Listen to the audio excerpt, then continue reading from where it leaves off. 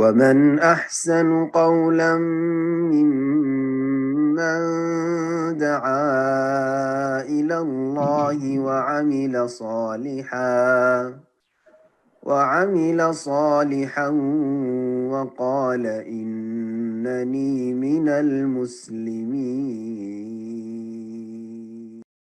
بسم الله الرحمن الرحيم. الحمد لله والصلاة والسلام على رسول الله وعلى آله وصحبه أجمعين وبعد।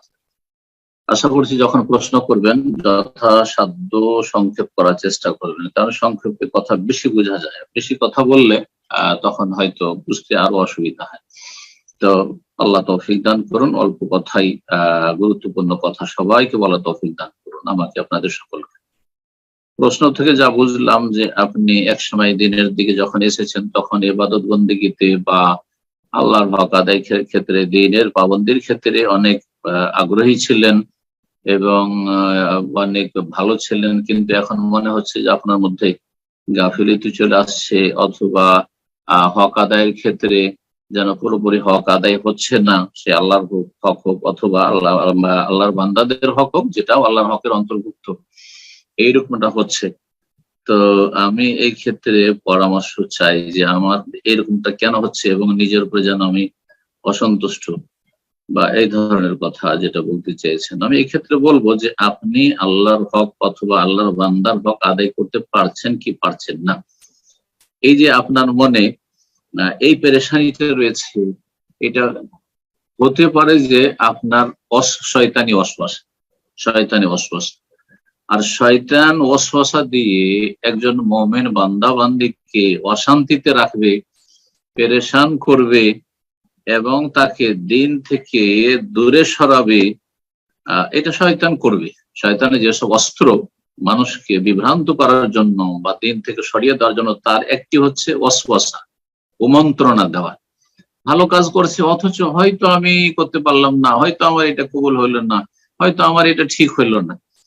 এই ধরনের যদি কারো পরিস্থিতি তৈরি হয় তো জানবে যে শয়তান, এটা হচ্ছে শয়তানের পক্ষ থেকে। সুতরাং সেই ক্ষেত্রে ফালিয়াস্তাইজ বিল্লাহি মিনাশ শাইতানির রাজিম, বিতাড়িত শয়তান থেকে আল্লাহর কাছে আশ্রয় কামনা করবে। আউযু বিল্লাহি মিনাশ শাইতান, বেশি বেশি করবে। আউযু বিল্লাহিস সামিউল আলিম মিনাশ শাইতানির রাজিম মিন হামজিহি ওয়া নাফখিহি ওয়া নাফসিহি। এক কথায় শয়তান থেকে আশ্রয় চাইবেন, সে আরবি ভাষায় হোক অথবা নিজের ভাষায়। আল্লাহ তুমি শয়তানের অনিষ্ট থেকে ওয়াসওয়াসাকে রক্ষা করো। তারপরে সূরা ফালাক নাস বেশি বেশি পড়বেন, যেই সূরা নাসে রয়েছে কুল আউযু বিরাব্বিন নাস মালিকিন নাস ইলাহিন নাস মিন শাররিল ওয়াসওয়াসিল খান্নাস। ওয়াসওয়াসা আল খান্নাস, আত্মগোপনকারী যে কুমন্ত্রণা দিয়ে থাকে শয়তান। দেখতেও পাওয়া যায় না জিন শয়তানকে, কিন্তু ওয়াসওয়াসা দিয়ে কোথা থেকে কোথায় নিয়ে চলে যাচ্ছে মানুষের ঈমান আমলকে, আখলাক চরিত্রকে, আকীদাকে। আল্লাযী ইউওয়াসওয়িসু ফী সুদুরিন নাস, যে মানুষের অন্তরে অন্তরে ওয়াসওয়াসা কুমন্ত্রণা দিয়ে থাকে, এমন ভাবে দেয় যে বাহ্যিক কোনো কিছু দেখা যায় না। মিনাল জিন্নাতি ওয়ান নাস, জিনের পক্ষ থেকে হোক অথবা মানুষ শয়তানের পক্ষ থেকে হোক। তো জিনের কথা এখানে আগে আল্লাহ উল্লেখ করেছেন, কারণ মানুষ শয়তান যদি বিভ্রান্ত করে, খারাপ দিকে নিয়ে যায়, তো দেখতে পাওয়া যায় যে আমাকে কিন্তু খারাপ কাজের দিকে নিয়ে যাচ্ছে, ভুল পথে নিয়ে যাচ্ছে, কিন্তু জিন শয়তানকে দেখা যায় না। সেজন্য সে বেশি মারাত্মক। তো ওয়াসওয়াসা থেকে বেঁচে থাকবেন, আপনার মধ্যে যেন ওয়াসওয়াসা না থাকে। আমি যেটা অনুভব করছি আপনার মধ্যে এরকম ওয়াসওয়াসা হতে যাচ্ছে, আল্লাহ যেন এই ওয়াসওয়াসা থেকে আপনাকে, আমাদের সকলকে বেঁচে থাকা তৌফিক দান করে, বাঁচিয়ে রাখে। তারপরে যে বিষয়টি বলবো সেটা হচ্ছে যে আপনি আল্লাহর হক অথবা মানুষের হক আদায় করতে পারছেন না, এর মাপকাঠি হচ্ছে যে হক আদায়ের দুটো স্তর রয়েছে। একটি হচ্ছে ফরজ হক, আরেকটি হচ্ছে সুন্নত নফল হক। যদি আল্লাহর হকের ক্ষেত্রে ফরজ হক আপনি আদায় করতে পারছেন নিশ্চিত, দৈনিক 5 ওয়াক্ত সালাত ঠিক আছে, রমজান মাসের সিয়াম ঠিক আছে, আপনার হেজাব পর্দা ফরজ, আপনার হেজাব পর্দা ঠিক আছে, কাবিরা গুনাহ থেকে আপনি বেঁচে আছেন, সব ঠিক আছে। যেই আপনার ধরেন জাকাত ফরজ, জাকাত আপনার ফরজ ঠিক আছে, স্বামীর দেখাশোনা করা, স্বামীর হক আদায় করা ঠিক আছে, ছেলে মেয়েদের পরিচর্যা করা সর্বনিম্ন যেটা প্রয়োজন সেটা ঠিক আছে, ইত্যাদি ইত্যাদি। এইভাবে যদি দেখা যায় যে আল্লাহর হক এবং বান্দার হক মোটামুটি আমি আদায় করতে পারছি, ফরজ গুলো আদায় করছি, তারপর আলহামদুলিল্লাহ যে ফরজ ঠিক আছে, এই ক্ষেত্রে বলা যেতে পারে নবী সাল্লাল্লাহু আলাইহি ওয়াসাল্লাম সেই হাদিস, আল মারআতু ইযা সাল্লাত খামসা, একজন মহিলা যদি 5 ওয়াক্ত সালাত আদায় করে, ঠিক আছে, ফরজ হক আদায় করে দিলেন, আল্লাহ রাব্বুল আলামিন সর্বনিম্ন আদায় করলেন, ওয়াসামাত শাহরা, রমজান মাসের সিয়াম পালন করলো পুরোটাই, আর ওয়া আহসানাত ফারজাহা, লজ্জা স্থানের হেফাজত করলো, হারাম থেকে চারিত্রিক পদস্খলন থেকে নিজেকে বাঁচিয়ে রাখলো, জিনা ব্যভিচারের ধারে কাছেও নেই, পরকীয়ার ধারে কাছেও নেই, হ্যাঁ, কোন পুরুষের ফিতনায় সে লিপ্ত নয়, সে বিবাহিতা হোক অথবা অবিবাহিতা হোক, আহসানাত ফারজাহা ওয়া আতাআত বালাহা, এবং স্বামীর আনুগত্য করলো, আদেশ নিষেধ পালনে যদি বৈধ আদেশ হয় স্বামীর, বৈধ নিষেধাজ্ঞা হয়, তাহলে কখনো বিরুদ্ধাচার করবে না, তর্ক করবে না, লড়াই ঝগড়া করবেন না, তোমার মত চলবে না আমার মত চলবে, এমনটা করবে না। এসব দোষ যদি না থাকে, স্বামীর আনুগত্য থাকে বৈধ কাজে যদি আনুগত্য করা ফরজ হয়, তাহলে যদি সেই কাজটি সুন্নত, স্বামী যদি সুন্নত কাজের আদেশ দেয়, স্বামী যদি ফরজ কাজের আদেশ দেয়, তো তাহলে তার গুরুত্ব কত বেশি। হ্যাঁ, একমাত্র কোনখানে স্বামী অথবা যে কোনো ব্যক্তির আল্লাহ ছাড়া কারো আদেশ নিষেধ মানা যাবে না, যেখানে আল্লাহর নাফরমানি রয়েছে, গুনার কাজ বাপ মা করতে বললে মানা যাবে না, স্বামী বললেও করা যাবে না, স্ত্রী বললেও করা যাবে না, দুনিয়ার কোনো শাসক বললেও করা যাবে না। লা তাআতা লিমাখলুকিন ফি মাসিয়াতিল খালিক, স্রষ্টার নাফরমানি করে কোন সৃষ্টির আনুগত্য নেই। তো এইভাবে ফরজ গুলি যদি আদায় করেন, তাহলে ফালতাদখুল মিন আইয়ি আবওয়াবিল জান্নাতিশ শাহাদ, কিয়ামতের দিনে বলা হবে জান্নাতের যে কোনো দরজা দিয়ে হে নারী তুমি প্রবেশ করো। তো আপনি দেখেন যে আপনার মধ্যে এই গুণগুলো আছে কিনা, 5 ওয়াক্ত সালাত, সিয়াম, আপনার পয়সা থাকলে যাকাত দিচ্ছেন, আপনি স্বামীর আনুগত্য করছেন, আপনি নিজেকে আপনি পর্দা পুশিদা রেখেছেন, হিজাব মাশাআল্লাহ ঠিক আছে, আর বেহায়া বেপর্দা মানুষের সাথে চলাফেরা করেন না, বেগানা পুরুষের সাথে আপনার অত বেশি কথোপকথন ইত্যাদি, এসব ফিতনার কাছেও না আপনি, তাহলে আলহামদুলিল্লাহ ফরজ আদায় করছেন, আপনি হারাম কাবিরা থেকে আপনি বেঁচে আছেন, তাহলে সর্বনিম্ন আল্লাহর এবং আল্লাহর বান্দার হক আদায় করছেন।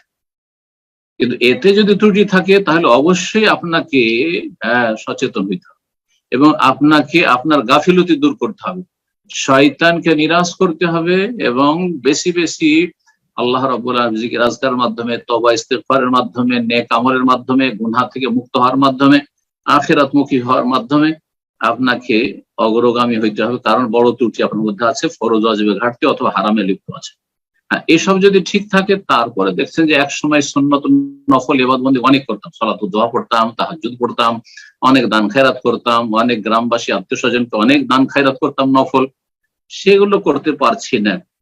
তাহলে দেখবেন যে কেন করতে পারছি না, যদি দেখা যায় যে সেটা আমার আর্থিক অসচ্ছলতার কারণে পারছি না, তাহলে সেটা ভিন্ন বিষয়, কোনো অসুবিধা নেই।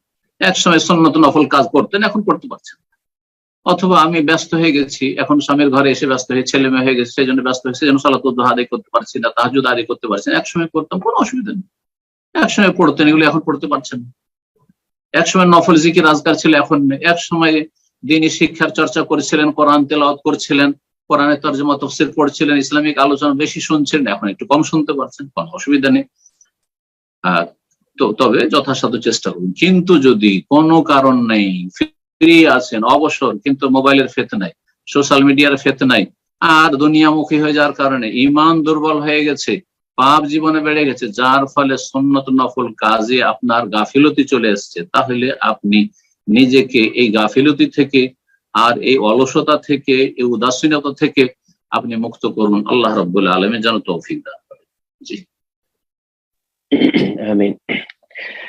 ইনশাআল্লাহ এরপর যা প্রশ্ন করবেন জামিরুল হক, আপনি প্রশ্ন করুন।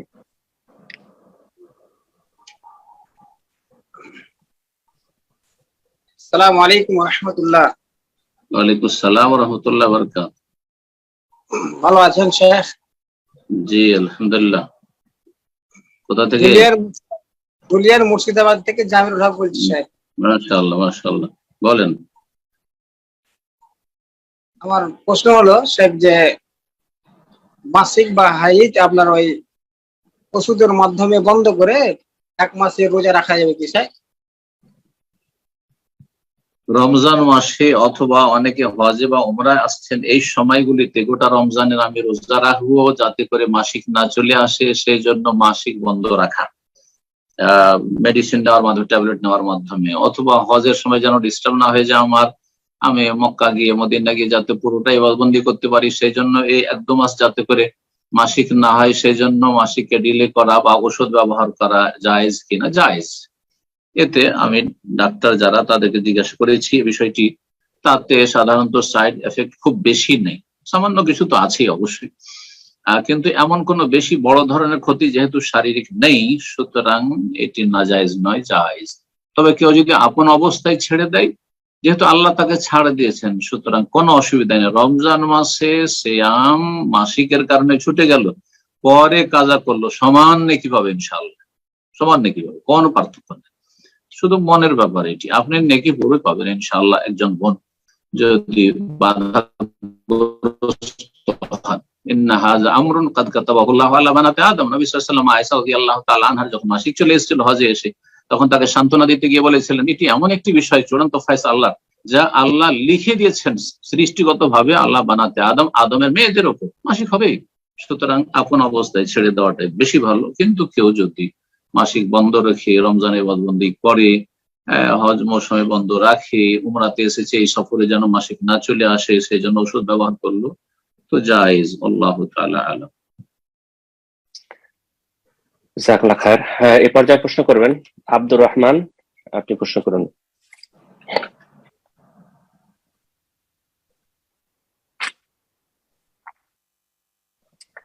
আব্দুর রহমান, ফোনটা আনমিউট করে নিন, প্রশ্ন করুন।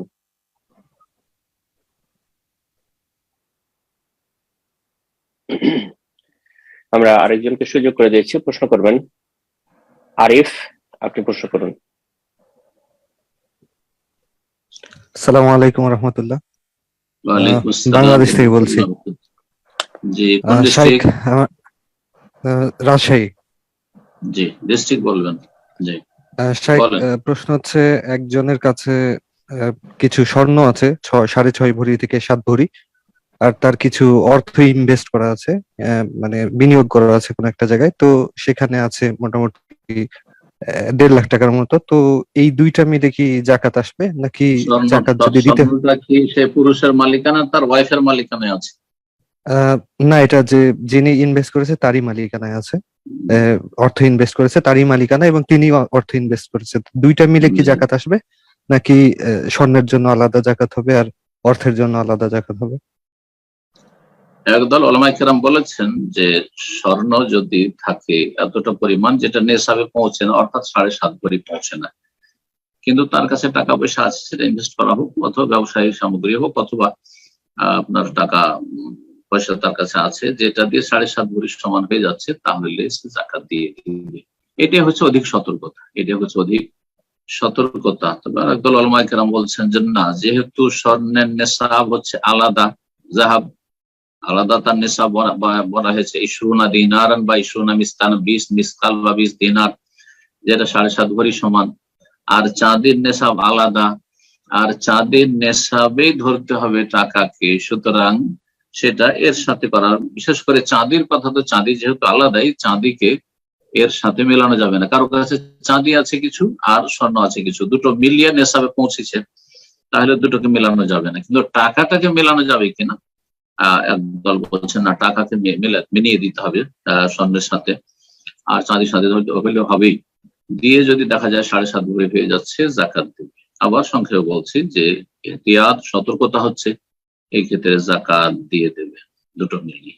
একই মালিকানা যদি থাকে, তবে মালিকানা যদি ভিন্ন ভিন্ন হয়, স্ত্রীর স্বর্ণ, অলংকার গুলি আপনার ওয়াইফের, আর বা স্বর্ণ অলংকার হোক অথবা এমনি হোক আপনার স্ত্রীর, আর আপনার হচ্ছে টাকা, তাহলে দুটো অবশ্যই মেলানো যাবে না, কারণ মালিকানা ভিন্ন ভিন্ন। এইরকমই মেয়েদেরকে যেটা দিয়ে দিয়েছেন, এক মেয়েকে দিয়ে দিয়েছেন ধরেন 5 ভরি, আর এক মেয়েকে 5 ভরি, দুটো মিলিয়ে তো নেশাব হয়ে যাচ্ছে, কিন্তু দিয়ে দিয়েছেন হাদিয়া, আর ফিরিয়ে নেবেন না, তাহলে মালিকানা আলাদা হয়ে গেছে, জাকাত লাগবে। জাযাকাল্লাহ খায়ের। এই পর্যায়ে প্রশ্ন করবেন তাহমিদা নুসাইবা, আপনি প্রশ্ন করুন। আসসালামু আলাইকুম ওয়া রাহমাতুল্লাহ। শাইখ, জি বলছি স্যার, আমি অনুমতি পেলে আমি অফ টপিকে একটা কথা বলতে চাচ্ছি, এবং এটা জানা খুব জরুরি। বলেন। জি ওস্তাদ, আমি 28 বছরের একজন মেয়ে। আমার বিয়ে হওয়ার 3 মাসের মাথায় আমার স্বামীর সাথে ডিভোর্স হয়ে যায়। তার উগ্র জিহাদি চিন্তা চেতনার কারণে আমার সন্তানকে কনসেপ্ট করে ফেলি। তো কনসেপ্টের পরে আর কি আমাদের ডিভোর্স হয়ে যায়। তো উনি আর কি আমার সন্তানের ব্যাপারে এবং আমার ব্যাপারে সম্পূর্ণ দায়িত্বহীন হয়ে গেছেন এবং আমার সন্তানের কোনো খোঁজ খবর, খরচপাতি কোনো কিছু সে বহন করেন না এবং এখন অব্দি দেখেনও নি। যার ফলে আমি আমার বাবার বাড়িতে থাকি। তো আমার বাবা প্রচন্ড ঋণগ্রস্ত একজন মানুষ। তিনি আমাদেরকে যথেষ্ট ভালোবাসেন এবং আমাদেরকে যতটুকু চেষ্টা করেন সহায়তা করার, কিন্তু আমার বাচ্চাটা জন্মের পরে একটু অসুস্থ হয়ে পড়েন এবং তাকে দুইবার হসপিটালে ভর্তি করার পরে অনেক টাকা, 70-80 হাজার টাকার মতো খরচ ব্যয় করতে হয়। তো এই খরচ ব্যয় করার মতো সামর্থ্য আমার বাবার নেই, যার ফলে আমার কিছু জমানো গয়না থেকে আমি আমার সেই খরচগুলো বহন করি। আর আমার এই 4 কোটির মতো স্বর্ণ আছে এবং এটা ছাড়া আমার কাছে আর কোনো সম্বল নেই। তো আমি আমার বাচ্চার এই অসুস্থতার জন্য একটু চিন্তিত, কারণ যখন এরকম অসুস্থ হয়ে পড়লে একটা মোটা অঙ্কের অ্যামাউন্টের প্রয়োজন হতে পারে। তো এমন অবস্থায় আমার বাবা এবং ভাই আমার কাছে একটু সহায়তা চেয়েছে যে আমি যদি কিছু আমার স্বর্ণ থেকে তাদেরকে একটু হেল্প করি, তার সাথে আমার মায়ের কিছু স্বর্ণ মিলে তারা বিক্রি করে 4-5 লাখ টাকার মতো ঋণ থেকে তাদেরকে, মানে তাদের ঋণ থেকে একটু লাঘব হবে কিছুটা। তাদের 70-80 লাখ টাকার মতো ঋণ, তো সেখান থেকে হয়তো 4-5 লাখ টাকা কমবে। তো আমি আমার বাবার ঋণ। তো বাবা এরকম আমার কাছে একটু আবদার করছেন, কিন্তু একটা সময় আমি নিজেই সব স্বর্ণ দিতে রাজি ছিলাম, কিন্তু আমার বাচ্চার এই অবস্থা হওয়ার পরে আমার মনটা সায় দিচ্ছে না, কারণ যেহেতু আমার আর কোনো সম্বল নেই। আমার বাচ্চা যেহেতু হঠাৎ এরকম অসুস্থ হয়ে পড়ে আর বাবার তো সেই সামর্থ্য নেই, তো আমি দিতে নারাজ হই।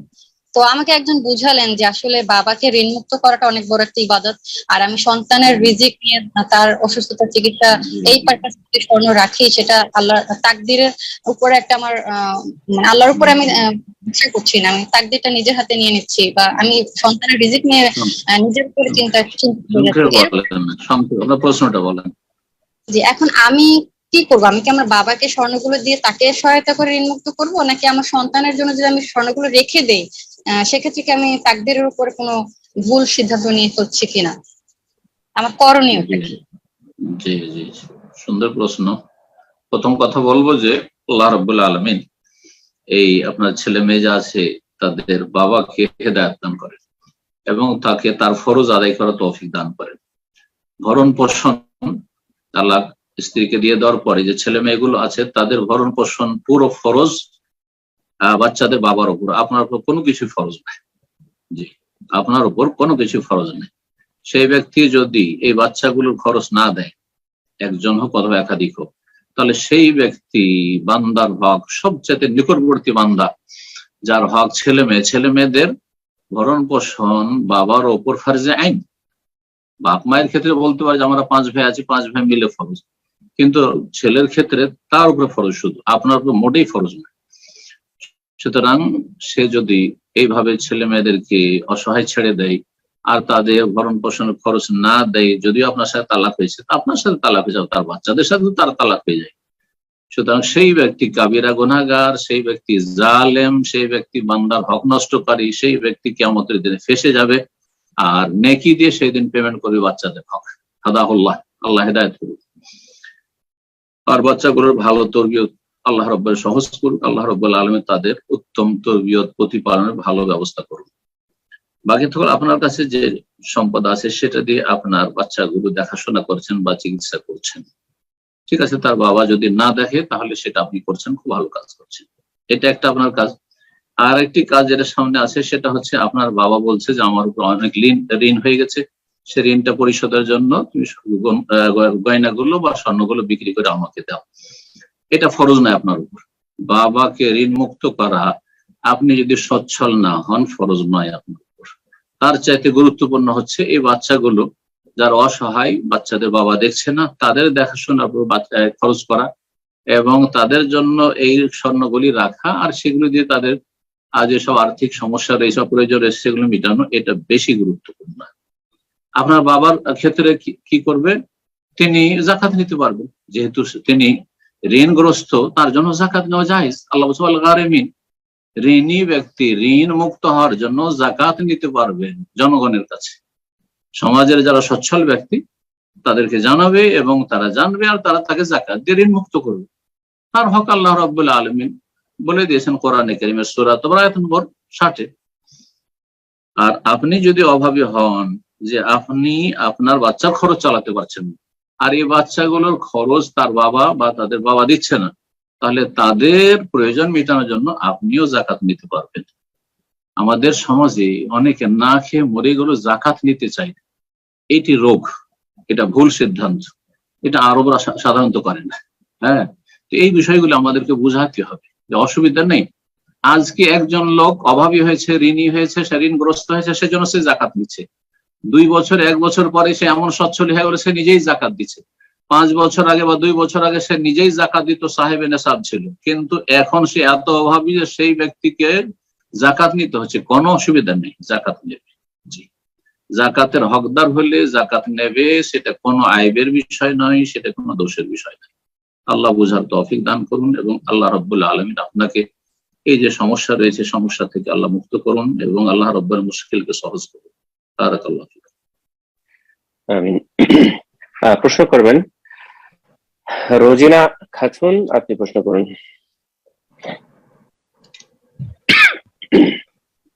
আসসালামু আলাইকুম ওয়া রাহমাতুল্লাহ। ওয়ালাইকুম আসসালাম ওয়া রাহমাতুল্লাহ। জি জি, আমি মালদা জেলা থেকে রোজিনা খাতুন বলছি। মাশাআল্লাহ।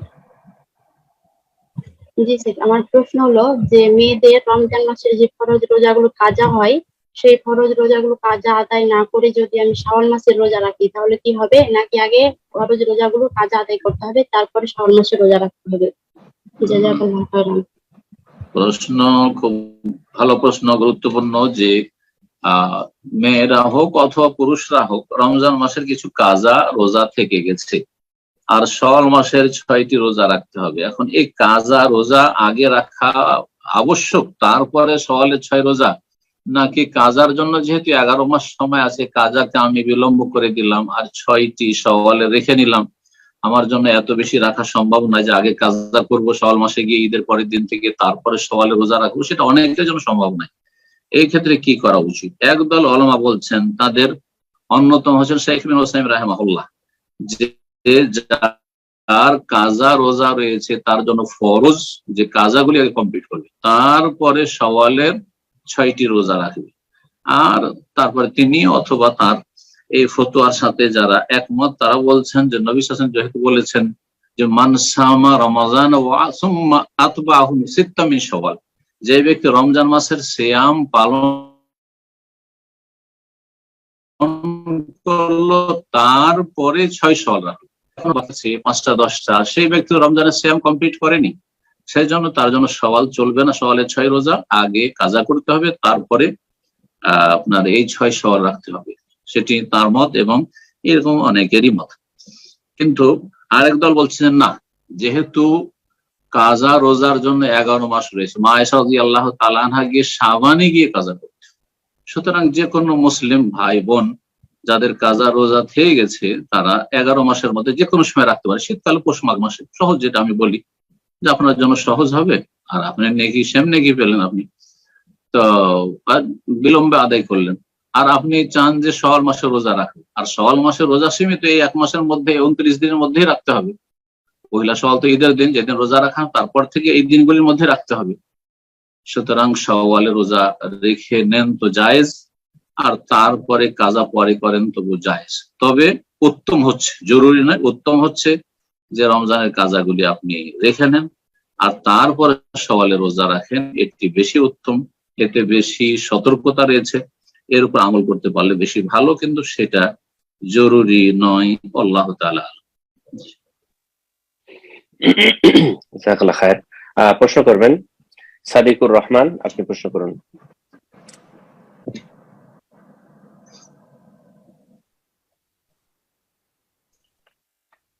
সাদিকুর রহমান, ফোনটা আনমিউট করে নিন, প্রশ্ন করুন। আসসালামু আলাইকুম ওয়া রাহমাতুল্লাহ।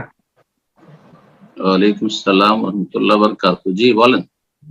বাংলাদেশ থেকে বলছি। আমার প্রশ্ন হলো যে সিয়াম কোন ডিস্ট্রিক্ট থেকে বলছেন? বাংলাদেশ, ঢাকা বাংলাদেশ। জি, ঢাকা বাংলাদেশ। আচ্ছা আচ্ছা, ঠিক বলেন। আমার প্রশ্ন হলো সিয়াম অবস্থায় কোনো কারণ যদি শুধুমাত্র মজি নির্গত হয় তাহলে সিয়াম নষ্ট হবে কিনা, আর যদি নষ্ট হয় তাহলে এটা কাজা করতে হবে কিনা? বুঝলাম না, একটু ক্লিয়ার বলেন, শুনলাম না। সিয়াম অবস্থায় যদি শুধুমাত্র মজি নির্গত হয় তাহলে সিয়াম নষ্ট হবে কিনা? এটা তো রমজানের শুরুতে জানা উচিত আপনার। হ্যাঁ, এখন রমজানের শেষ দিকে জানবেন? সিয়াম অবস্থায়, রোজা অবস্থা কারো যদি মজি চলে আসে, মজি, তাহলে কি তাতে সিয়াম নষ্ট হবে? মোটেই নষ্ট হবে না, এতে কোনো ইখতিলাফ নেই। কোন ইমাম আলেম বলেননি যে মজি বেরিয়ে গেলে বা ইচ্ছা করে বের করে দিলে নিজের মধ্যে যৌন উত্তেজনা নিয়ে আসলো যাতে মজি বেরিয়ে গেল তাতে রোজা নষ্ট হবে না, কিছু হবে না। তবে উজু নষ্ট হবে, উজু নষ্ট হবে, কাপড়ে লেগে গেলে কাপড় নাপাক হবে কারণ মজি নাপাক। আর সালাত অবস্থায় যদি বেরিয়ে যায় তাহলে সে সালাত বাতিল হয়ে যাবে, এগুলো ঠিক আছে, কিন্তু রোজা নষ্ট হবে না। রোজা স্বপ্নদোষ হলো, বীর্যপাত কিন্তু অনিচ্ছাকৃত স্বপ্নদোষ হলো, তাতেও রোজা নষ্ট হবে, সিয়াম নষ্ট হবে না। ইচ্ছাকৃত ভাবে কেউ যদি বীর্যপাত করে, সেটা সহবাসের মাধ্যমে, সেটা হস্তমৈথুনের মাধ্যমে, সেটা এমন কিছু উত্তেজনা শরীরের মধ্যে সৃষ্টি করলো বা স্ত্রীর কাছাকাছি হলো যাতে সে আর থামতে পারলো না, সহবাস তো হয় না কিন্তু বীর্যপাত হয়ে গেল, যদি এরকমটা হয় নিজের দোষে, তাহলে তাতে সিয়াম নষ্ট হবে, রোজা নষ্ট হবে। কিন্তু অনিচ্ছাকৃত কারো যদি বীর্যপাত হয়ে যায়, যেমন স্বপ্নদোষ বা কিছু, তাতে রোজা নষ্ট হবে না। জি।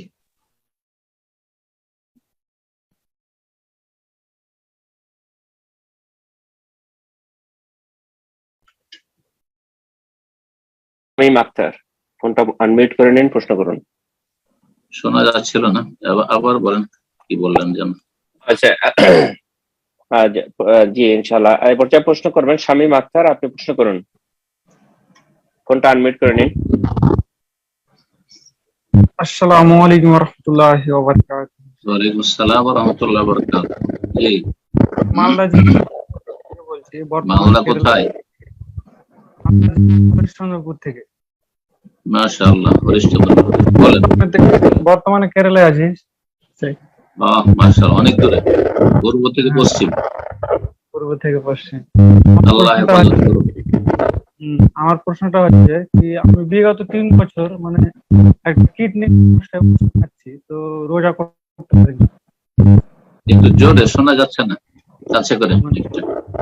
বিগত 3 বছর মানে ওষুধ খাওয়ার কারণে কিডনির সমস্যা, পেশাবের, রোজা করতে পারিনি। তো সে কাজা আছে, তো রোজাগুলো সেটাকে স্থায়ী অসুখ, এমন অসুখ যে পৌষ মাঘ মাসে শীতকালে ছোট দিন যখন তখন কি রোজাগুলো কাজা করা সম্ভব হচ্ছে না, না অলসতা?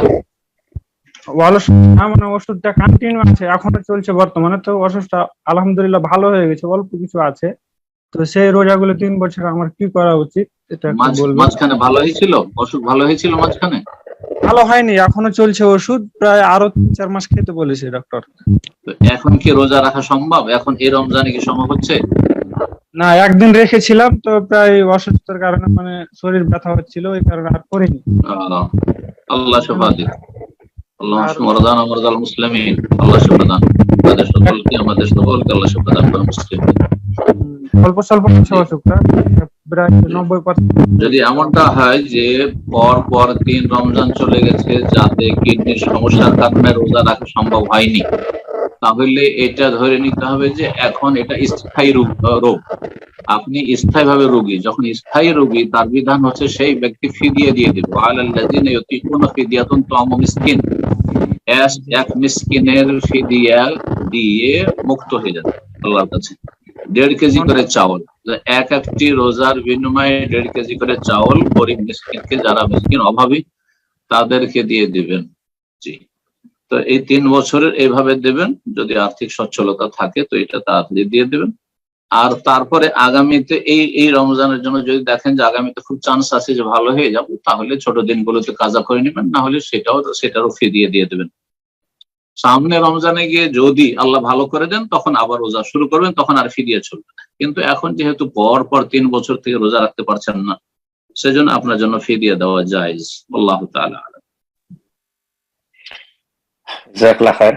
সাউন্ড একটু ডিফেক্ট হচ্ছিল, জানি না আমার এখান থেকে হচ্ছিল কিনা। আশা করি সব ক্লিয়ার ছিল। হ্যাঁ, কি বুঝলাম না। আমি কিন্তু একটু অস্পষ্টতার ভিতরে ছিলাম, নেটওয়ার্কে একটু প্রবলেম হচ্ছে মনে হয়। না, আমাকে আমি ক্লিয়ার শুনতে প্রশ্ন পাচ্ছেন তো শেখ শুনেছি না? আপনার? হ্যাঁ, জি এখন শুনছি। জি, জি জি, ইনশাআল্লাহ। তো ঠিক আছে, ইনশাআল্লাহ আমরা নেক্সট প্রশ্ন নিচ্ছি। প্রশ্ন করবেন আয়েশা বিনতে আলম, আপনি প্রশ্ন করুন। আসসালামু আলাইকুম শায়েখ। ওয়ালাইকুম আমি আসসালাম বাংলাদেশ রাহমাতুল্লাহি ওয়া বারাকাতুহু। চট্টগ্রাম থেকে বলছিলাম। আচ্ছা, বলেন। আমি একটা অফ টপিকে প্রশ্ন করতে চাচ্ছিলাম। আম, আমার অনার্সের এক্সাম হচ্ছে 3 তারিখ থেকে, তো 12:30 থেকে এক্সাম দিছে। এখন আমি জোহরের নামাজটা কি আগে করে যাব, না হচ্ছে এক্সাম দিয়ে এসে কাজা করব, যেহেতু এক্সামের মাঝখানে হচ্ছে নামাজ পড়ার সুযোগ পাবো না। এক্সাম কয়টার সময় শেষ হবে? এক্সাম শেষ হবে 3 ঘন্টা সময় লাগবে, আসরের সময় হয়ে যাবে তখন। আর 12:30টায় কি মাথার উপর থেকে সূর্য পড়ে যায় আপনাদের চট্টগ্রামে? জি, তখন হচ্ছে আসরের জোহরের টাইম শুরু হয় না তখন। আর আমার না, 1 ঘন্টা আগে যাওয়া দেখেন, লাগবে পরীক্ষার হলে। হানাফি মসজিদে জোহরের টাইম শুরু হয় না, সেটা দলিল নাই। আমি যেটা জিজ্ঞেস করছি সেটার উত্তর দেন। মাথার উপর থেকে আমার সূর্য পড়ে যায় কিনা? সাধারণত 12:30টায় যে কোনো জায়গায়, বিশেষ করে সৌদি আরব, ভারত, বাংলাদেশে 11:30 থেকে 12:15টার মধ্যে, বড় দিনেও 12:15টার মধ্যে মাথার উপর থেকে সূর্য পড়ে যায়। মাথার উপর থেকে যদি সূর্য ঢলে যায় 12:15টায়, তাহলে 12:15 থেকে 12:30-র মধ্যে আউয়াল ওয়াক্তে পড়ে নেবেন, এটাই আপনার জন্য বেশি ভালো। তবে সূর্য ডুবে যাচ্ছে না, আসরে আপনি ফারেক হয়ে যাচ্ছেন, অবসর হয়ে যাচ্ছেন। সুতরাং যদি এমনটা করেন যে আপনি জোহর আসরকে জামাতে আখির করে বিলম্বে জমা করলেন, সেটাও এই পরিস্থিতিতে জায়েজ, বিশেষ পরিস্থিতিতে জায়েজ রয়েছে, কোনো অসুবিধা নেই। মাঝে মধ্যে এরকম, সবসময় নয়, কিন্তু এরকম কয়েকদিন পরীক্ষা চলবে। আর সেটা আপনি হয়তো 3টা অথবা 4টার দিকে আদায় করে নিতে পারছেন। আগে জোহর পড়ে নেবেন, তারপরে আসর পড়ে নেবেন। জি, জাযাকাল্লাহ খায়ের। প্রশ্ন করবেন মোহাম্মদ শওকত হোসেন, আপনি প্রশ্ন করুন। আসসালামু আলাইকুম শায়েখ। ওয়ালাইকুম আসসালাম ওয়া রাহমাতুল্লাহি ওয়া বারাকাতুহু। জি, মোহাম্মদ সাখাওয়াত হোসেন, চট্টগ্রাম থেকে। বলেন। জি, আমি অফ টপিক থেকে একটা প্রশ্ন করতে যাচ্ছিলাম শায়েখ। বলেন। শায়েখ, আমার বিবাহ হয়েছে 10 বছরের উপরে হবে। তো তখন আমার দেনমোহর যাই নির্ধারণ হয়েছিল তার মধ্যে অর্ধেক উসুল দেওয়া হয়েছিল। ওসুল মানে আপনি দিয়ে ওসুল, না এমনি লিখে দিয়েছেন ওসুল? ওসুল মানে তখন তো আদায় আমাদের, করা। জি, আরবি না বলে আমাদের বাংলা দেশে তো, বলেন। আপনি ওই অর্ধেকটা কি দিয়েছেন মেয়েকে বা মেয়ের বাবাকে? না, আমাদের এখানে ধরা হয় যে কিছু স্বর্ণ দেওয়া হয়, তারপরে এইভাবে উসুল ওইভাবে হ্যাঁ হ্যাঁ, তো যেভাবে ওইটাই ধরা। দেওয়া হলো। আপনি যদি ওই সময় জানেন, হ্যাঁ স্বর্ণ, এত টাকার স্বর্ণ দিলাম, এত টাকার শাড়ি কাপড় দিলাম, এত টাকার এই দিলাম সেই দিলাম, সব মিলে মোটামুটি 1 লাখ বা 2 লাখ টাকা হয়ে গেল। 2 লাখ টাকা বাধা হয়েছে, 3 লাখ বাধা হয়েছে, 1.5 লাখ টাকার দিয়ে দিলাম, তাহলে এটা হচ্ছে ওসুল। আর ওসুল শুধু আরবিতে বললে হবে না। ওসুল মানে আদায়। এখানে আদায় যদি করে দিয়ে থাকেন তো আদায় হয়ে গেছে। ওখানে যদি ইত্তেফাক চুক্তি হয়ে থাকে যে গয়না যা দেওয়া হয়েছে সেটাও মোহরের অন্তর্ভুক্ত, আর সেটার মূল্য এতটা হয়েছে অর্ধেকটা, সুতরাং অর্ধেকটা ওসুল মানে আদায় হয়ে গেল, পেমেন্ট হয়ে গেল, তাহলে ঠিক আছে। আর এমনি দিলেন না, কিছু দিলেন না, আর বললেন না যে এই গয়নাটি হাদিয়া না গয়নাটি মোহরের অন্তর্ভুক্ত, আর বললেন যে এটা ওসুল লিখে দাও, হারাম। এটা না দিয়ে, কাউকে টাকা পয়সা না দিয়ে ওসুল কিসের হয়? জি, বোঝা গেছে। বাকিটা দিয়ে দিবেন, বাকিটা দিয়ে দেবে আল্লাহ তৌফিক। সুন্নাত হচ্ছে নগদ মোহর দিয়ে বিয়ে করা, ধার মোহর দিয়ে বিয়ে করা নবী সাহাবায়ে কেরাম থেকে প্রমাণিত নয়। এগুলো হচ্ছে ইজতিহাদি ফতোয়া। জি,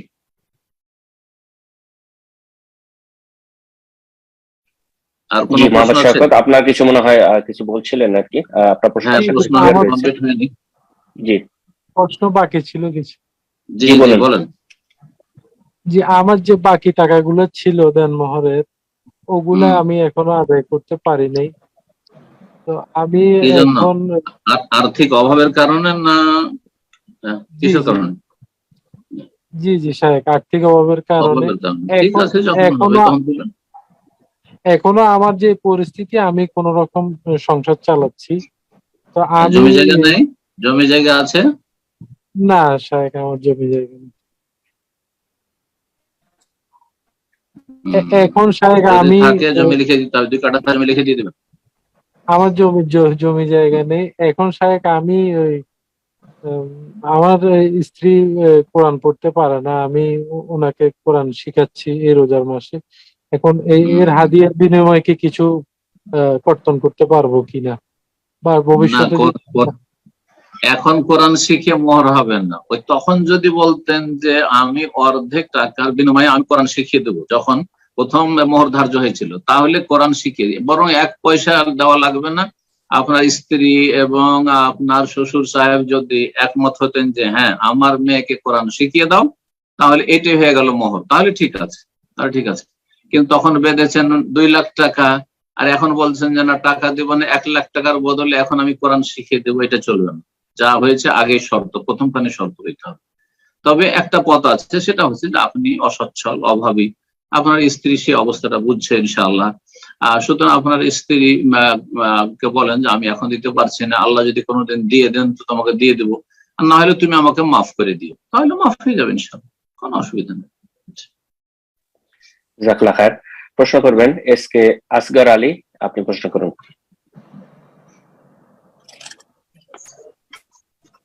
সালামু আলাইকুম রহমতুল্লাহ, কেমন আছেন? ওয়ালাইকুম আসসালাম ওয়া রাহমাতুল্লাহি ওয়া বারাকাতুহু। জি জি, আমি সৌদি আরব আবা থেকে বলছি স্যার। কোথা থেকে? সৌদি আরব আবা থেকে। আবহা, আচ্ছা আচ্ছা, মাশাআল্লাহ, বলেন। আল খামিস, আবা আল খামিস।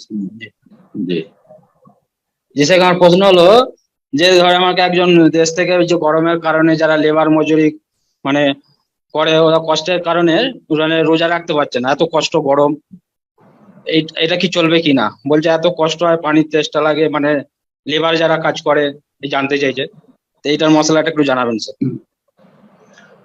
এই মশলার উত্তর হচ্ছে যে এই রমজান মাসে তারা কাজ ছেড়ে দেবে, কারণ দেশের কাজ তো আর বাধ্যতামূলক না। কারণ বিদেশে যারা প্রবাসী এসছে তারা নিয়মিত ডিউটি করতে বাধ্য, আর না হলে কোম্পানি তাকে এক্সিট লাগিয়ে দেবে, রুজি ছুটে যাবে তার। হ্যাঁ, কিন্তু দেশে অসুবিধা নেই, একটা চাকরি করছিল, রমজান মাস চলে এসছে, আমি এখন কাজ করতে পারবো না, যদি 1 মাস আমাকে এই রমজান মাসে ছুটি দেন তাহলে ভালো কথা, না হলে আমি এখন ছেড়ে দিলাম আমার চাকরি, আমি ইনশাআল্লাহ দেশে অন্য কোনো চাকরি আবার রমজান পরে খুঁজে নেব। আর এই ক্ষেত্রে আমি না খেয়ে মরবো না, মোটামুটি আমার কাছে 1 মাস চলার মতো পয়সা আছে। তাহলে ফরজ হচ্ছে কাজ কাম ছেড়ে দেওয়া আর রোজাগুলি রাখা। কথা বুঝতে পেরেছেন স্পষ্ট? এই ক্ষেত্রে চলবেন যে দুনিয়াকে অগ্রাধিকার দেবে, যে না আমার চাকরি ঠিক রাখবো, রোজা পারি রাখবো, না রাখবো না, এটা চলবে।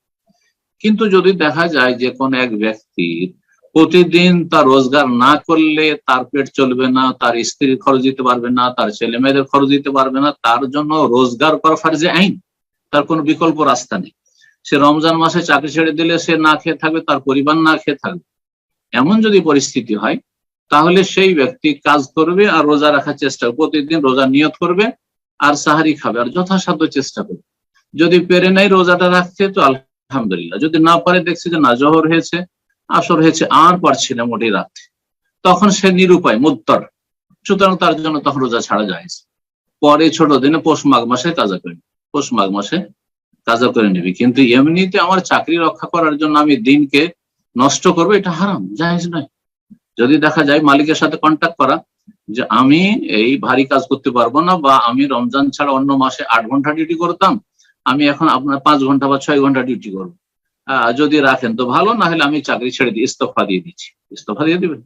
আর তার কাছে এই রমজানের খরচ যে 2, 4, 5, 10 হাজার টাকা যা লাগে, ভরণ পোষণের ব্যবস্থা আছে, বা অন্য দিক থেকে এদিক সেদিক থেকে চলে যাবে আলহামদুলিল্লাহ, তাহলে সেই ব্যক্তি চাকরি ছেড়ে দেবে, তার রোজার হেফাজত করবে, তার দিন ইমানের হেফাজত করবে, কারণ রমজান মাসের সিয়াম হচ্ছে ইসলামের রুকন।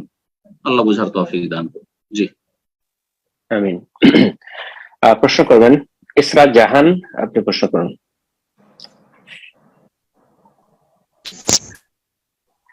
আসসালামু আলাইকুম শেখ। ওয়ালাইকুম আসসালাম ওয়া রাহমাতুল্লাহি ওয়া বারাকাতুহু। জি আমি ঢাকা বাংলাদেশ থেকে বলতেছি।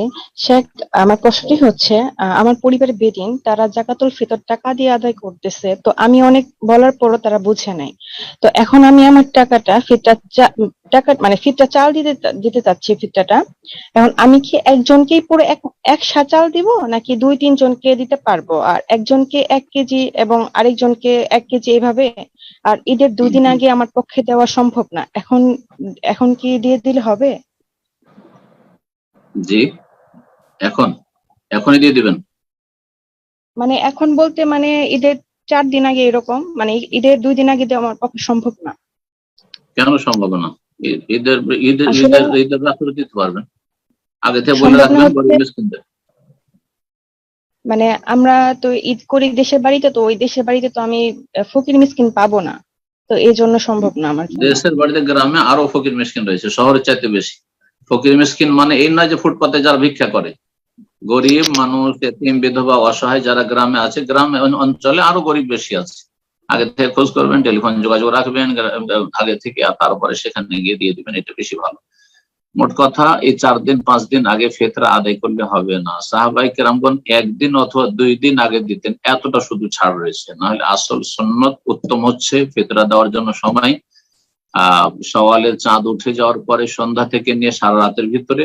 আর তার চাইতে উত্তম হচ্ছে সকালবেলা ফজর পড়ে ঈদগাহে যাওয়ার আগে। আমারা আন্তআদ্দা কাবলা ফুরুজিন নাস ইলা সালাত, নবী নির্দেশ দিয়েছেন যে ঈদের সালাতে যাওয়ার আগে সকালবেলা আদায় করে দেবে। আর ঈদের আগে সেটা আদায় করবে, ঈদের পরে আদায় করবে না। যদি ফকির মিসকিন কেউ না পায়, পাচ্ছে না, দেবে সকালবেলা, কোন ফকির মিসকিন হদিস পেল না, তাহলে ঈদের পরে তার জন্য জায়েজ, সে নিরুপায়, কিন্তু আগে থেকে চেষ্টা রাখতে হবে। যে কথাটি বলছিলাম যে আপনার প্রশ্নের প্রথম অংশটা বলা হয়নি। আপনার বাপ মা এখনো টাকা দিচ্ছে, আল্লাহ সকলকে হেদায়েত দান করুন এবং সুন্নতের পাবন্দি করার তৌফিক দান করুন। দ্বীনের ক্ষেত্রে যত্ন নেওয়ার তৌফিক দান করুন। এমন কোন দিনের আমল করব না যেটাতে আমরা ঝুঁকিপূর্ণ অবস্থায় থাকি, কি জানি কবুল হবে কি হবে না। তারা যারা টাকা দিয়ে ফিতরা দিচ্ছে কবুল হতে পারে না হইতে পারে, কিন্তু যারা খাদ্যদ্রব্য দিয়ে ফিতরা দিচ্ছে তার নিশ্চিত কবুল হবে, কারণ এটি হচ্ছে আল্লাহর বিধান, এটি হচ্ছে রাসূলুল্লাহ সাল্লাল্লাহু আলাইহি ওয়াসাল্লাম নিয়ে আসা বিধান, এটি হচ্ছে স্পষ্ট হাদিস। সুতরাং আমরা কেন স্পষ্ট বাদ দিয়ে তারপরে যেখানে আমার মনের শান্তি আছে, ইমান ইসলামের হেফাজতের ক্ষেত্রে, সেটা বাদ দিয়ে একটা অশান্তিতে থাকবো? হ্যাঁ, শয়তানকে সুযোগ দেবো, অস্বস্থা দিতে থাকবে, তো এর কবুল হলো কি হলো না। আল্লাহ সকলকে হেদায়েত দান করুন এবং সুন্নতের দিকে ফিরে আসার তৌফিক দান করুন। তারপরে যে কথাটি বলবো যে আপনি আপনার ফিতরা দিতে পারবেন। আসল মাসলা জিজ্ঞাসা করেছেন যে একটা ফিতরা কয়েকজনকে দেওয়া যাবে বা একজনকে কয়েকটি ফিতরা দেওয়া যাবে, সবটাই জায়েজ। শেখ ইবনে উসাইমিন রাহিমাহুল্লাহ মাজালিসে শাহরে রমাদান, যার উপর করোনার জামানাতে ধারাবাহিক আমি পুরোটা দাস করেছিলাম, সেই ফিতরার চ্যাপ্টারে তিনি এই বিষয়গুলো বিস্তারিত আলোচনা করেছেন এবং বলেছেন একটি ফিতরা কয়েকজনকে দেওয়া জায়েজ। এক মুষ্টি করে ফকির অনেকগুলি ভিক্ষা দিলেন আপনি, জায়েজ। একটি ফিতরা 3 কেজি আপনি 10 জন 20 জনকে দিলেন, জায়েজ। আবার একজন মিসকিনকে, আপনি বেশি মিসকিন পাচ্ছেন না কিন্তু ফিতরা অনেক আছে, তাহলে একজন মিসকিনকে 25-50 কিলো দিয়ে দেওয়া জায়েজ, কোনো অসুবিধা নেই। কয়েকজনের ফিতরা 50 জন 100 জনের ফিতরা দিয়ে দিলেন আপনি, তাও জায়েজ রয়েছে, কোনো অসুবিধা নেই। আল্লাহ তাআলা আলাম। জাযাকাল্লাহ খাইরান। সম্মানিত দিনী ভাই বোনেরা, আজকের সর্বশেষ প্রশ্ন নেব ইনশাআল্লাহ। আজকের এই প্রশ্নের মাধ্যমে আজকের আমাদের প্রোগ্রাম শেষ হয়ে যাবে। আগামী সপ্তাহে ইনশাআল্লাহ যারা আজকে প্রশ্ন করতে পারলেন না, শুরুতে প্রোগ্রামে যুক্ত হবেন, হ্যান্ড রেজ করবেন, আমরা আপনাদের প্রশ্নগুলো আগামী সপ্তাহে নেওয়ার চেষ্টা করবো ইনশাআল্লাহ। তো আজকের প্রোগ্রাম সর্বশেষ প্রশ্ন করবেন ফারহান মীর। আপনি প্রশ্ন করুন। জি, আসসালামু আলাইকুম শেখ। আমি ফারহান মীর, জি, ওয়েস্ট বেঙ্গল বীরভূম থেকে বলছি, পশ্চিমবাংলা বীরভূম থেকে। হ্যাঁ, তো আমার প্রশ্নটা হচ্ছে যে আমি যে এলাকায় থাকছি সেখানে ঈদের মাঠে মানে দেখছি সবসময় দেখছি যে সবসময় মানে কোলাকুলি এই বিষয়গুলা এখানে আছে। আর কোলাকুলি তো বিদআত, মানে এটা পড়াশোনা করে জানতে পেরেছি আলহামদুলিল্লাহ। তো কোলাকুলি যখন করতে আসবে বিভিন্ন হানাফি ভাইয়েরা, কারণ আহলে হাদিস আমরা কয়েকজন আছি আলহামদুলিল্লাহ, তো ওই আমি আটকাবো, যদি আটকাই তাহলে তো ঝামেলা একটা ক্রিয়েট হতে পারে, ঝামেলা সৃষ্টি হতে পারে। আর ওরা শুনবে না, ভাববে তুমি বেশি জেনে নিয়েছো নাকি, বেশি বুঝো নাকি, এসব মন্তব্য করবে। তো এক্ষেত্রে যারা করতে আসবে তাদেরকে আমি মানে আটকাবো না কি করবো, একটু বললে ভালো হতো। আর অনেকের উপকার হবে এটা জানলে ইনশাল্লাহ। খুব ভালো প্রশ্ন। কেউ যদি ঈদের সালাত আদায়ের পরে কোলাকুলি করতে আসে, ঈদের সালাতের পরে কোলাকুলি করা অযৌক্তিক, কারণ কোলাকুলির বিষয়টি রয়েছে মুআনাকা। সফর থেকে আসলে দীর্ঘদিন পরে কারোর সাথে দেখা হইল, যখন তখন মসজিদে 5 ওয়াক্ত নামাজ পড়ছি, দেখা হচ্ছে, আর হঠাৎ করে জুমার পরে কোলাকুলি শুরু করে দিলাম, ঈদের পরে কোলাকুলি শুরু করে দিলাম, একসাথে গেলাম ঈদগাহে আর ঈদ পড়ার পরে কোলাকুলি শুরু করে দিলাম, এটা নিঃসন্দেহে বেদাত, জায়েজ নয়। এটা যদি কেউ করতে আসে তাহলে কি করব? সবচেয়ে উত্তম হচ্ছে ভালো ভাষায় তাদেরকে বুঝিয়ে দেবেন, এটা আপনার দিনের দাওয়াত দেওয়া হবে, আর তাদের আপনি আদ-দীনুন নাসিহা, খায়রখাহি করা হবে, কল্যাণ কামনা করা হবে, তাদেরকে জানানো হবে, এটা তারা জানেন আসল বিষয়গুলো, যে ভাই এটি আসলে সুন্নত নয় নবী সাল্লাল্লাহু আলাইহি ওয়াসাল্লামের সাহাবায়ে কেরামদের। একসাথে এলাম, আবার রাত দিন একসাথে থাকছি, একই গ্রামে বাস করছি, সকাল বিকাল দেখা হচ্ছে, ঈদ পড়ার পরে কোলাকুলি করবে, এটা সুন্নতের খেলাফ। যেমন ফরজ নামাজ পড়ার পরে ডানে বামে মুসাফা করা, কিছু লোক আমল করে, এটি বিদআত। কারণ মুসাফা হবে দেখা সাক্ষাতের সময়, এই নয় যে একসাথে পাশাপাশি নামাজ পড়লাম, তার আগে কথাবার্তা হয়েছে, সালাম ফেরার পর আবার ডানে বামে মুসাফা, এটিও আরেকটি বিদআত। এইরকম কাজ যারা করবে, মুআনাকা করতে আসছে, বলে দিবেন ভাষায় উত্তম ভাবে যে ভাই কোলাকুলি করিয়েন না, এই যে মুসাফা যথেষ্ট। যদি দেখেন যে না আমি বলতে পারবো না, বললে ঝগড়া বেঁধে যাবে, তাহলে একটু চালাকি করবেন। আর একটা হিকমত, যেটা অনেকেই করে, অনেক অমুসলিমরাও করে, কিছু অমুসলিমদের দেখেন ছেলে আর মেয়ে, মহিলা পুরুষে কিন্তু ওরা করে কি, ওই হ্যান্ডশেক আর কোলাকুলি করে। তো কেউ যদি হ্যান্ডশেক না করতে চায় অথবা কোলাকুলি না করতে চায়, এইভাবে করে, এইভাবে করে বুকে হাত দিয়ে দেয়, এইভাবে করে বুকে হাত দিয়ে দেয়, তাতে বুঝে নেবে সে চালাক মানুষ, যে সে আমার সাথে হ্যান্ডশেক করতে চায় না। মহিলা হয়তো পুরুষের সাথে হ্যান্ডশেক করতে চায় না, অথবা কোনো পুরুষ একজন মুসলিম হয়তো সে বুঝে বিষয়টি, আর একজন কাফের মহিলা হয়তো হ্যান্ডশেক করতে আসছে, এইভাবে করে হাতখানা এরকম করে না, তাহলে আর হ্যান্ডশেক করার সুযোগ পেল না, মুসাফা করার সুযোগ পেল না। তো ওই রকমই আপনি যেমনই কারোর সাথে দেখা হল, সালাম আলাইকুম, এইভাবে আগে হাত বাড়িয়ে দেবেন, যাতে মুআনাকা করার কোলাকুলি করার সুযোগ না পায়, এটা একটা পদ্ধতি।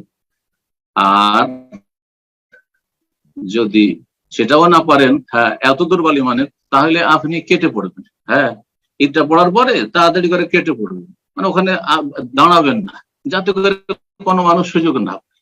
যেমন ঈদ পড়া শেষ হলো তাড়াতাড়ি টান দেবেন আপনি, এটা একটা তরিকা আছে এই বিদআত থেকে বেঁচে থাকার। আল্লাহ তৌফিক দান করুন। জি, আমিন আমিন, জাযাকাল্লাহ খায়ের শেখ। তো আজকে অনেক হয়ে গেল, ইনশাআল্লাহ এখানে শেষ করে দেন, আগামী সপ্তাহে ইনশাআল্লাহ বাকি প্রশ্ন। জাযাকুমুল্লাহ খায়ের।